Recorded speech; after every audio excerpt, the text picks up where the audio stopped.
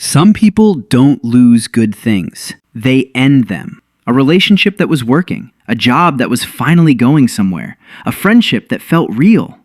Gone. Not because life took it, because they quietly dismantled it themselves. And the most disturbing part is, they didn't fully realize they were doing it until it was already over. This is not bad luck. This is not a pattern of wrong choices. This is something running much deeper than that. And by the end of this video, you are going to recognize exactly where it comes from. Look at the pattern closely.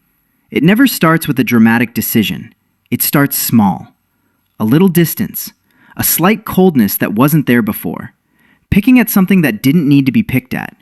Finding a reason to pull back from something that was genuinely good. And the person doing it cannot fully explain why. They just feel a quiet pull away from the thing that was working. Like something in them already knows how this ends. From the outside, it looks like self-destruction. From the inside, it feels like something else entirely. It feels like clarity, like they are suddenly seeing flaws they missed before, reasons why this won't work, why this person isn't right, why this opportunity isn't as good as it seemed. The brain generates reasons, convincing ones, and the person follows them without questioning where they came from. Because here is what nobody is saying about this pattern. This is not self-sabotage in the way most people understand it. This is something older and more specific. This is preemptive grief. The brain learned at some point that good things end, not might end, end. And when that belief gets wired in early enough, it doesn't wait for the loss to happen. It starts the ending itself, on its own terms, before the loss can arrive uninvited. Think about what that means. The brain is not trying to destroy anything. It is trying to survive. If you end it yourself, you control when it ends. You control how it ends. You never have to experience the specific pain of having something good taken from you without warning. The ending you create is painful, but it is a pain you initiated. And that distinction matters more to the nervous system than most people realize. And then comes the relief. This is the detail that exposes everything. After the relationship ends, after the opportunity disappears, after the friendship quietly dissolves, there is grief, yes, but underneath the grief, there is a subtle, unmistakable relief. Like something the body was bracing for finally happened. Like a threat has passed. Most people feel ashamed of that relief. They don't talk about it. But that relief is not a character flaw. That relief is the proof that the brain got exactly what it was preparing for.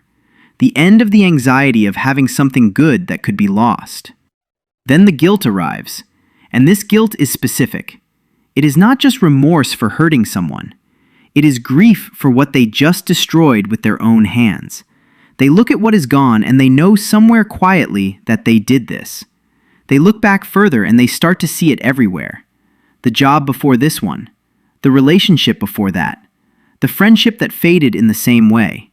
The same fingerprints on every ending. And the question that follows them is always the same. Why do I keep doing this? The loop resets because recognizing the pattern is not the same as understanding it. And understanding it is not the same as the wiring underneath changing. The brain does not update its programming through guilt. It updates through something much slower and much less comfortable than that. But here is what changes the moment a person sees the pattern clearly for the first time. Not the guilt, not the regret, just the clear recognition that this is a program, not a personality, not a destiny, a program written in a specific environment for a specific kind of pain, an environment where good things were unstable, where love was conditional, where something always eventually went wrong. In that environment, ending things first was not destruction. It was the only logical form of protection available. The program is still running, but the environment changed a long time ago. The person who does this is not someone who doesn't care. They are someone who cared so much and got hurt enough times that their brain made a decision without asking them.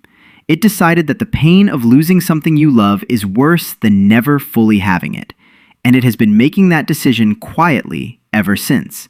In every relationship, every opportunity, every good thing that got close enough to matter. That is not a broken person. That is a very old and very tired form of armor, still being worn long after the war ended.